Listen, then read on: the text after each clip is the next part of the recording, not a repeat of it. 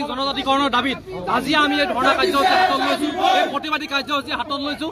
আমি জনজাতি হোৱাৰ পিছতো চৰকাৰখনে কিন্তু সাংবিধানিকভাৱে আমাক জনজাতীয় মৰ্যাদা প্ৰদান কৰা নাই।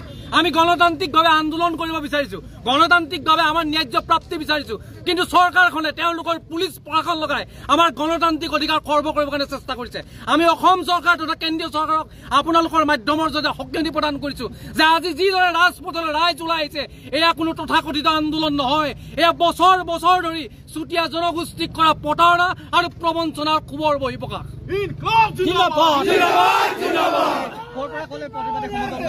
আমি ইতিমধ্যে আমাৰ প্ৰতিবাদী কাৰ্যসূচী আগবাঢ়ি গৈ থাকিব।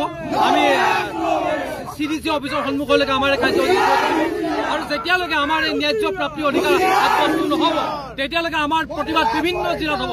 আজি আমি ইয়াৰ পৰা আন্দোলন আৰম্ভ কৰিছোঁ।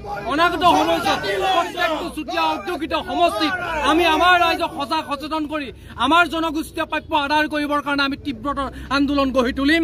আমি 50-60 হাজাৰ ভোট দি কাৰোবাক জিকাব নোৱাৰিব পাৰোঁ, কিন্তু 10-15 হাজাৰ ভোট কাটি অন্ততঃ চুতীয়া জনগোষ্ঠী কৰা প্ৰতাৰণা আৰু প্ৰবঞ্চনাৰ আমি উচিত প্ৰত্যুত্তৰ দিবৰ কাৰণে ইতিমধ্যে আমি টঙালি বান্ধিছোঁ।